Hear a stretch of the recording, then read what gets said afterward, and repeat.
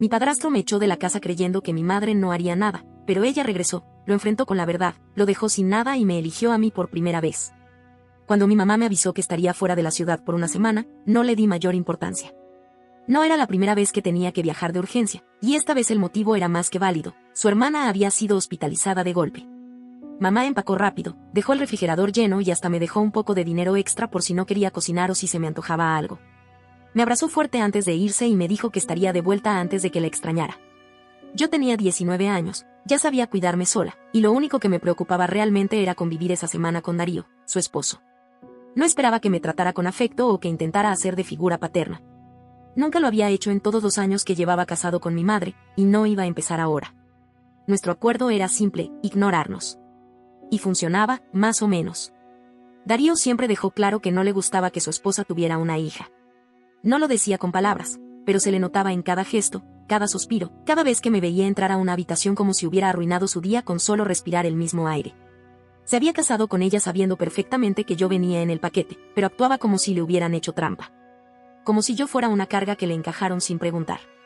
Yo siempre fui consciente de eso, pero aprendí a vivirlo en silencio. Cuando mamá estaba presente, él disimulaba. No mucho, pero lo suficiente como para que ella pudiera convencerse de que las cosas estaban bien. Solo habían pasado 3 días desde que ella se fue cuando todo se salió de control. Esa tarde, salí de mi turno de medio tiempo, cansada pero con ganas de llegar a casa y tumbarme un rato. En cuanto abrí la puerta, noté algo raro. Mi canasto de ropa estaba volcado en el pasillo, y mis sábanas no estaban en mi cama. Al principio pensé que tal vez la lavadora las había absorbido por completo, obvio no, o que Darío había estado buscando algo y desordenó todo sin cuidado. Pero no. Bastó con mirar un poco más para darme cuenta de que no era un accidente. Había estado empacando mis cosas. Algunas estaban en bolsas, otras en cajas a medio llenar. Me sentí helada por dentro. Lo encontré sentado en el sofá, viendo fútbol como si nada, con una cerveza en la mano. Le pregunté qué estaba pasando, esperando al menos una excusa ridícula. Me miró sin ningún apuro y dijo, como si me estuviera haciendo un favor. Ya estás grande, Marina. Es hora de que empieces a comportarte como una adulta. Yo no estoy dirigiendo una caridad. Me quedé en blanco unos segundos. Le dije que mamá volvería en unos días, que esa también era mi casa. Pero él simplemente se encogió de hombros. Me soltó, con ese tono condescendiente que usaba para todo. Legalmente ya sos mayor de edad. No tengo por qué mantenerte. Esta es mi casa, mis reglas. Mentira. Esa casa era de mi mamá. Ella la había comprado sola, años antes de que Darío apareciera en nuestras vidas. Pero él se había creído el cuento de que por casarse con ella, tenía derecho a todo. Intenté llamarla, desesperada. Pero él se me adelantó, me arrebató el celular de las manos como si fuera una niña malcriada y dijo: Silvia tiene suficientes problemas con su hermana en el hospital. No necesita que la estés molestando con tus dramas. Yo no sabía si gritar, llorar o romper algo. Le advertí que cuando mamá volviera, se iba a enojar muchísimo por lo que estaba haciendo. Él solo sonrió, como si estuviera ganando un juego. Cuando vuelva, verá que la casa está mejor sin vos, dijo. Tomé lo que pude. Algunas mudas de ropa, mis zapatos, el celular que logré recuperar cuando fue al baño, y salí. Llamé a Abby, mi mejor amiga. No era la primera vez que la llamaba por algo urgente, pero sí era la primera vez que mi voz temblaba así. Ella me dijo que fuera a su casa sin pensarlo. Sus padres no estaban del todo contentos con tener una invitada sorpresa, pero me dejaron dormir en el sofá cama del sótano. Les prometí que solo sería por unos días. Que en cuanto mamá volviera, todo se arreglaría. Le mandé un mensaje contándole lo que había pasado, pero no le llegaba. No me sorprendía. Sabía que en el lugar donde estaba no siempre había señal. A veces pasaban días hasta que podía conectarse, a menos que fuera a algún pueblo cercano. Y así pasaron los días. 4. 5. Hasta que el día 5, temprano por la mañana, recibí una notificación suya. Un mensaje corto, pero suficiente, ya sé lo que pasó. Estoy volviendo. Nos vemos en casa mañana a primera hora. No dormí bien esa noche, ni siquiera en el sofá de Abby, que ya me parecía familiar. Me desperté con el primer rayo de sol y salí rumbo a casa. Iba cargando una bolsa negra llena de mis cosas, y el corazón latiéndome con fuerza. Al llegar, vi a mamá en la cocina. Estaba parada con los brazos cruzados, pero cuando me vio, se le aflojaron los hombros. Me abrazó sin decir nada y luego me susurró al oído. «Déjamelo a mí». Gritó el nombre de Darío con una fuerza que no le había escuchado antes. Él apareció desde el pasillo, despeinado, en pantuflas, con esa cara de superioridad que usaba cada vez que pensaba que tenía el control. Soltó un comentario estúpido. Ah, mira quién volvió, la fugitiva. Juro que nunca vi a mi mamá cambiar de expresión tan rápido. No tuve que abrir la boca. No hizo falta. Silvia le preguntó directamente si era cierto que me había echado mientras ella estaba fuera. Él respondió con una sonrisa estirada y la voz más arrogante del mundo. Solo le estaba dando una lección de independencia. Ya era hora de que creciera. Ella lo miró con una frialdad que jamás le había visto. Y sin volver a mirarme, dijo: subí a descansar, Marina. Yo me encargo. Me fui a mi cuarto, pero la casa no era tan grande. Con la puerta entrecerrada, se escuchaba todo. Y lo que escuché después fue un torbellino. Darío intentaba justificarse. Decía que yo tenía 19, que no era su responsabilidad, que él no dirigía una caridad. Esa palabra de nuevo. Caridad. Pero entonces, el tono de mi madre cambió. ¿Caridad? No, Darío. Vos no estás dirigiendo ninguna caridad. Vos sos la caridad. Hubo un silencio larguísimo. Lo imaginé a él sin saber qué decir. Luego, una risita nerviosa suya, intentando disimular, y preguntando, ¿qué se supone que significa eso? Y mamá se lo dijo todo. Sin gritos, sin perder el control. Le recordó que fue ella quien le permitió mudarse a esa casa cuando él perdió su trabajo. Que no pagaba renta, ni servicios, ni comida, ni siquiera el auto que manejaba a diario. Que en 2 años apenas había contribuido con algo más de $100, mientras pasaba por trabajos temporales que dejaba al menor conflicto. Que ni siquiera le había comprado un regalo de cumpleaños en los últimos 3 años sin usar su tarjeta de crédito. Le preguntó qué derecho creía que tenía para echar a su hija. ¿Qué estaba aportando él a esta casa? Darío intentó defenderse diciendo que cocinaba, que hacía arreglos, que era el hombre de la casa. Pero cada palabra que salía de su boca sonaba más ridícula que la anterior. Mamá le respondió: ser el hombre de la casa no te da derecho a echar a mi hija como si fuera basura. Especialmente cuando vivís de mi esfuerzo. Y en ese momento me di cuenta de que estaba llorando. No un llanto escandaloso, no un llanto silencioso que solo noté cuando vi mi camiseta mojada en el pecho. Me quedé en mi cuarto tal como mamá me lo pidió, pero estaba lejos de poder descansar. Aunque quisiera, no podía dejar de escuchar. La casa era pequeña y las paredes nunca fueron muy gruesas. Cada palabra, cada grito ahogado, cada pausa tensa me llegaban directo al pecho. Darío intentó cambiar la narrativa. Primero, con súplicas, que mamá estaba exagerando, que todo había sido un malentendido, que lo único que había querido era enseñarme a valerme por mí misma. Luego, cuando vio que no funcionaba, cambió el tono. Dijo que ella era una mujer amargada, que se estaba dejando manipular por una hija caprichosa y que si echaba por la borda su matrimonio por esto, iba a terminar sola. Pero ella no respondió con gritos ni con insultos. Simplemente le dijo que hiciera las maletas, que la caridad oficialmente se había terminado para él. Y que no iba a permitir que volviera a faltarle el respeto a su hija ni a creerse dueño de algo que nunca le perteneció. Al principio, Darío no le creyó. Se rió. Literalmente se rió en su cara. Pero luego, cuando vio que mamá no estaba jugando, su postura cambió. Empezó a lanzar reproches con la voz entrecortada, como si se le viniera el mundo encima. Y tal vez sí. Tal vez por primera vez en su vida, se dio cuenta de que ya no tenía a nadie que le sostuviera la mentira. Finalmente, escuché como la puerta principal se cerraba con fuerza. Me acerqué a la ventana y lo vi marcharse con una mochila al hombro. El mismo hombre que me había echado como si nada, salía ahora con los ojos rojos y sin dignidad. Un rato después, mamá subió a mi cuarto con una taza de té. No dijo mucho. Se sentó a mi lado, me acarició la espalda en silencio y luego murmuró: ya está, Marina. Todo va a estar bien. No vas a volver a salir de esta casa si no es porque vos lo decidís. Me temblaron los labios. Le pregunté por qué no había hecho nada antes. ¿Por qué había aguantado tanto tiempo callada? Ella suspiró y miró hacia la ventana, como si buscara una respuesta afuera. A veces una quiere que las cosas funcionen con tanta fuerza, que se convence de que vale la pena ignorar las grietas. Crees que si mantenés la paz, estás sosteniendo el hogar. Pero anoche me di cuenta de algo importante. No hay paz real en una casa donde tu hija no se siente segura. Luego me contó que esa misma mañana ya había hablado con su abogada. Me explicó que durante todos esos años había sido muy cuidadosa. Que la casa seguía estando a su nombre, que nunca agregó a Darío a su testamento ni le dio acceso completo a sus finanzas. Y él creía que tenía derecho a todo porque yo lo dejé creerlo. Pero legalmente, no tiene nada. Y así se va a quedar. Me costaba procesarlo. Me quedé en silencio, con la taza tibia en las manos, tratando de entender cuántas veces mamá me había estado protegiendo sin que yo lo supiera. Cuántas veces aguantó, esperó, planeó en silencio. Durante años dudé si ella realmente veía cómo me trataba Darío.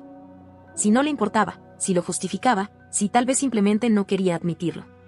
Pero ahora entendía que ella estaba eligiendo sus batallas, y esta vez, había decidido pelear la mía. Esa noche dormí de nuevo en mi cama, con sábanas limpias y el corazón revuelto, pero en casa. Pensé que todo había terminado ahí, que esa escena en la cocina había sido el punto final. Pero no.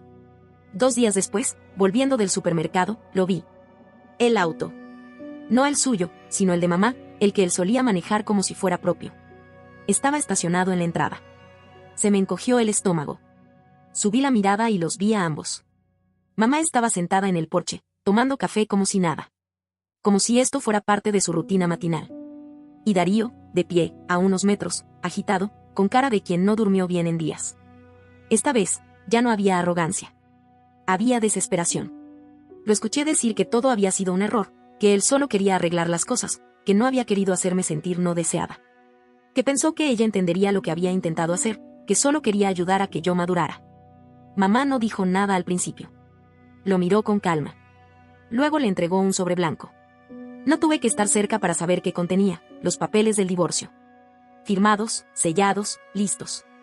¿De verdad vas a tirar 6 años por una discusión tonta? Le preguntó él, con un tono entre ofendido y herido.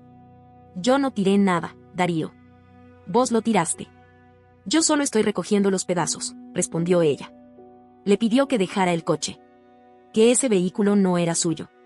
Y él, con los hombros vencidos, se fue caminando con el sobre en la mano. Pensé que sería la última vez. Pero no. Los días pasaron, mamá bloqueó su número, cambió sus contraseñas, revisó sus cuentas, todo. Incluso me pidió ayuda para cambiar el PIN de su tarjeta. Era como si estuviera desinfectando cada rincón donde él había dejado su marca.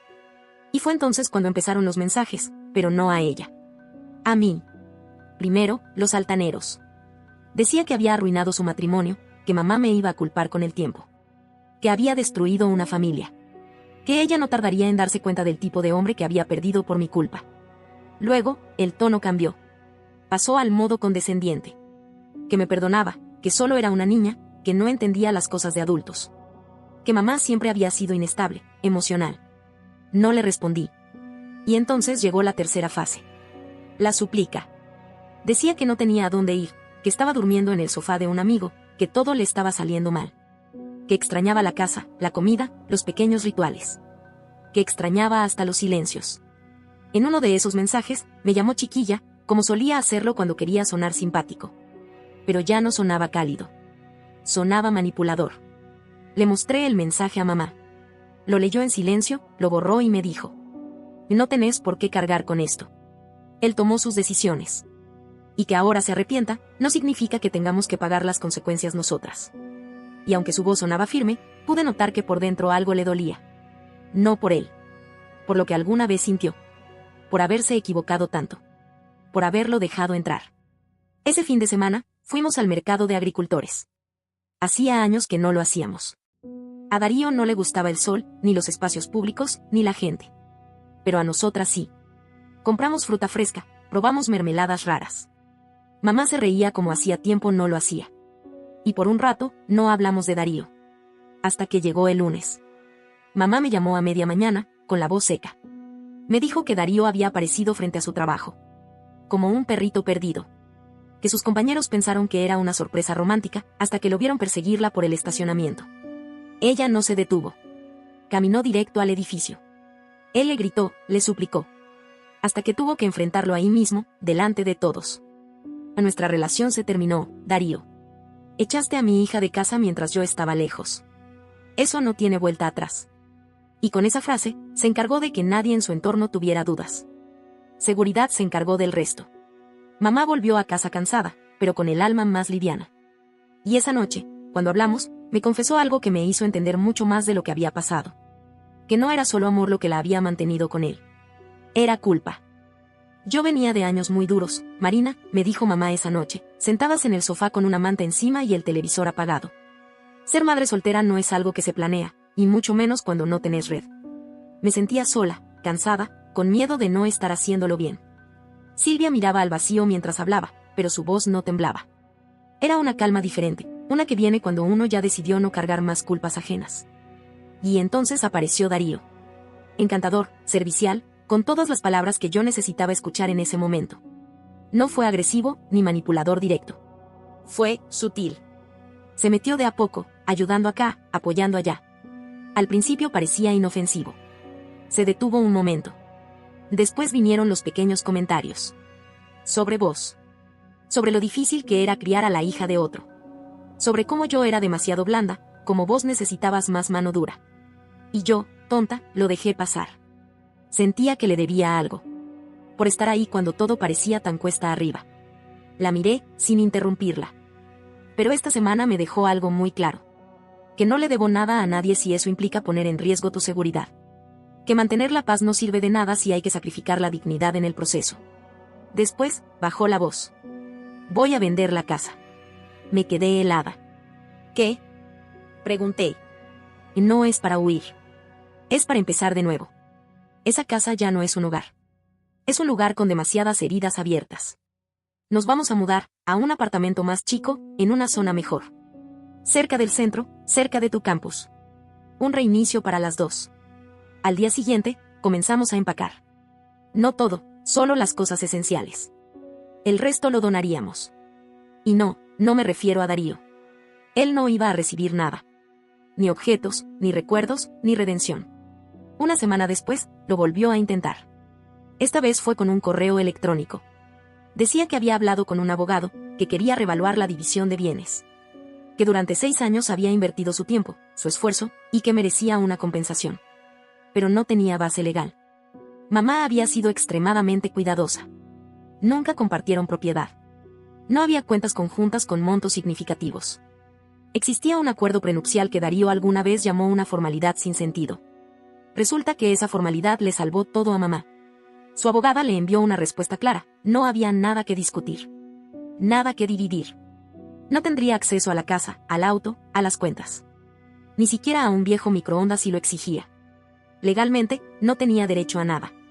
Y de repente, Darío desapareció. Nos mudamos a un apartamento de 2 habitaciones. Más chico, sí. Pero más luminoso, más nuestro. Cerca del centro, cerca del mercado, cerca de la universidad donde yo planeaba estudiar el próximo semestre. Mamá estaba distinta. Más liviana. Más silenciosa, pero en paz. Sonreía más. Se tomaba su café sin apuro en las mañanas. Incluso volvió a pintar, un pasatiempo que había dejado olvidado en algún cajón emocional durante años. Y yo sentía que por fin estábamos empezando a vivir. Sin tensión, sin suspiros forzados, sin andar de puntillas por miedo a incomodar a alguien que nunca quiso formar parte real de nuestra familia. Pasaron casi 2 meses desde que nos mudamos. Yo pensaba que todo había quedado atrás. Que Darío solo volvería a aparecer cuando llegara la notificación oficial del divorcio finalizado. Pero no. Apareció de nuevo. De la forma más absurda posible. Era sábado. Mamá y yo volvíamos del supermercado, riéndonos de una conversación tonta que habíamos tenido en el camino.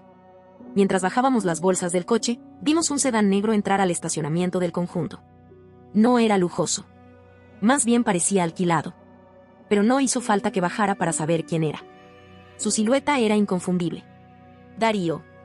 Venía con una camisa de manga larga arremangada hasta los codos, tratando de parecer informal. Como si esto fuera un encuentro casual. Como si pasar por allí justo en ese momento fuera una coincidencia. Mamá se detuvo en seco. Me pasó las llaves con una discreción casi teatral y me dijo en voz baja. Subí las bolsas. Quédate arriba. Asentí, pero no lo hice. Me quedé a unos metros, detrás de una de las columnas del edificio. No por chismosa, sino porque algo me decía que no debía dejarla sola. Que él no estaba allí solo para hablar. Lo escuché decir que había estado reflexionando, que se había dado cuenta de sus errores. Que había estado estresado cuando me echó. Que reaccionó mal. Que tal vez ahora, con algo de distancia, podían volver a ser una familia. Una familia. Tuve que contenerme para no salir y decirle 4 cosas. Mamá, en cambio, se mantuvo firme. Le preguntó cómo había averiguado nuestra nueva dirección. Él, sin pudor, respondió que tenía recursos, que preguntando aquí y allá había dado con el lugar. Te lo voy a decir una sola vez, Darío, dijo mamá con una voz que nunca le había escuchado. Ya estamos separados. Legalmente. Y si volvés a aparecer, esto se considerará acoso. Él perdió la máscara. De nuevo. Dijo que no tenía idea de lo que estaba tirando.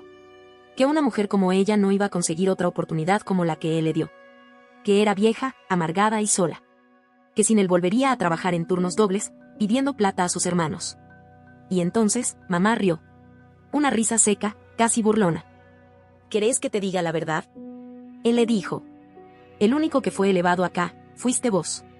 Y se lo dijo. Todo. Que tenía un fondo fiduciario heredado de su abuela. Que había comprado la casa con ese dinero.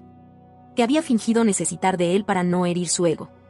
Que cada vez que él fallaba en mantener un empleo o hacía una mala inversión, ella lo cubría. Que las criptomonedas no se pagaban solas. La cara de Darío se desfiguró. Primero en incredulidad. Luego en rabia. «Estás mintiendo», balbuceó. «Si tuvieras ese tipo de plata, yo lo sabría. Por eso nunca te lo conté. Porque si lo hubiera hecho, habrías intentado exprimirme hasta la última moneda. Como lo hiciste con todo lo demás». Le recordó que todo eso ya estaba protegido legalmente. Que no había nada que pudiera reclamar. Ni cuentas conjuntas, ni derecho a la casa, ni pensión conyugal. Nada. El color se le fue de la cara. Era como si acabara de recibir una sentencia. Balbuceó algo sobre Karma. Dijo que ella se iba a arrepentir. Que estaba jugando con fuego. Que él tenía derecho a una vida mejor. Pero se fue. Otra vez. Y esta vez más roto que nunca. Esa noche, mamá me confesó que llevaba tiempo pensando en si decirle la verdad. Que no lo había hecho antes porque, en el fondo, sentía pena. No por lo que él era, sino por lo que ella pensó que alguna vez podría llegar a ser. Pero esta vez, él mismo le dio la excusa perfecta para sacarlo de su fantasía. Y sí, le dolió. Pero también fue liberador. Porque ese golpe fue más fuerte que cualquier cachetada. Fue una verdad que lo hizo pedazos.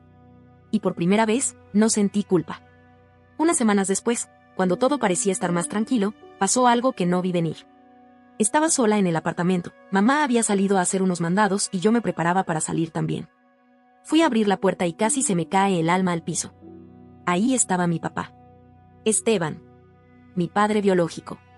No lo veía en persona desde que tenía 16, y aún en ese entonces fue una visita breve, incómoda, en una cafetería. Se había mudado al extranjero poco después del divorcio. Un trabajo en Medio Oriente, si no mal recuerdo. Su presencia en mi vida era casi simbólica, tarjetas de cumpleaños, algún mensaje educado una vez cada tanto. Me quedé paralizada en la puerta. Él, en cambio, solo me sonrió suavemente y preguntó si mamá estaba en casa. No lo estaba, pero lo invité a pasar. Se sentó en la cocina, y yo le serví un café mientras él me contaba que se había enterado de todo lo que había pasado. Lo supo a través de una vieja amiga de mamá, que se lo encontró por casualidad en el aeropuerto. No iba a quedarme mucho, dijo, pero esa conversación me hizo repensarlo todo. Me confesó que, aunque siempre asumió que mamá tenía todo bajo control, ahora se daba cuenta de cuánto había fallado como padre. Que nunca quiso estar tan ausente, pero que se convenció a sí mismo de que era lo mejor no intervenir. Y justo en ese momento, sonó el timbre. Como si el universo hubiera orquestado una escena perfecta. Era Darío. De todas las personas que podían aparecer ese día, justo tenía que ser él.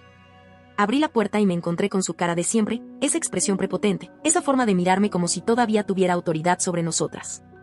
No dijo hola. Solo empezó con su monólogo patético. Necesito hablar con tu madre. Como adultos.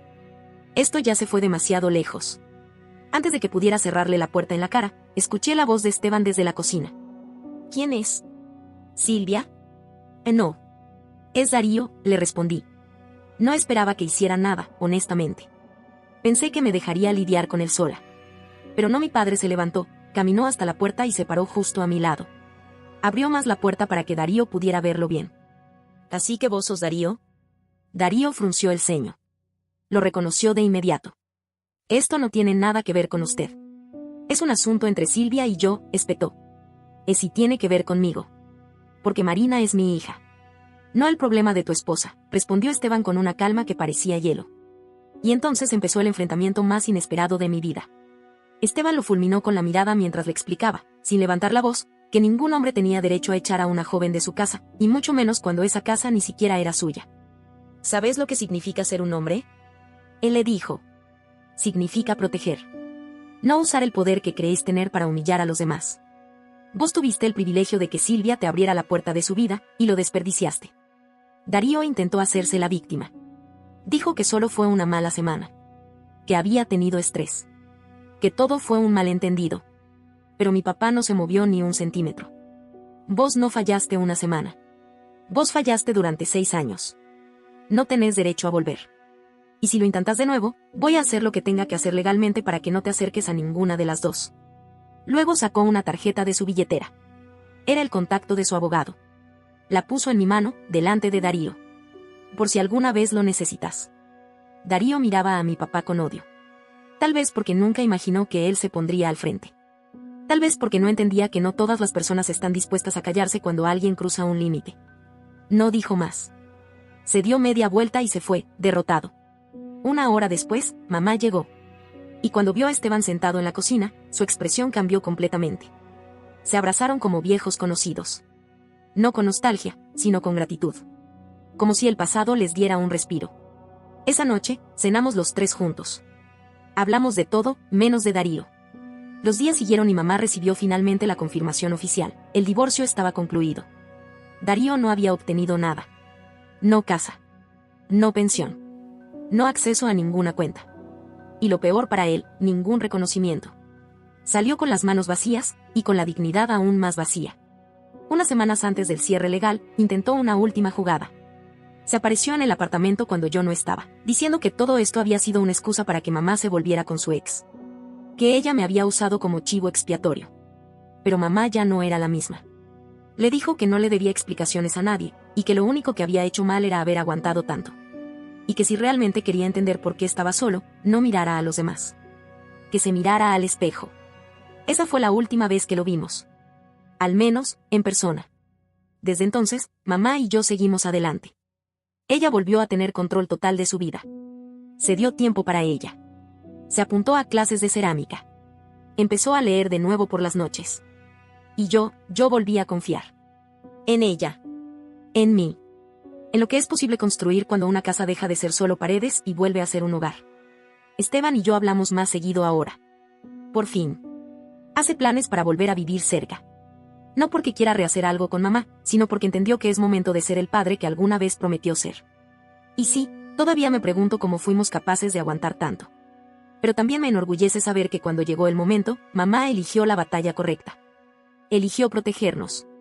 Y eligió hacerlo con toda la fuerza que había guardado por años. Porque a veces, lo más valiente que podés hacer no es gritar ni romper cosas. A veces, lo más valiente que podés hacer es cerrar la puerta para siempre. No olvides dejar tu opinión en los comentarios, dejar tu like y compartir este video.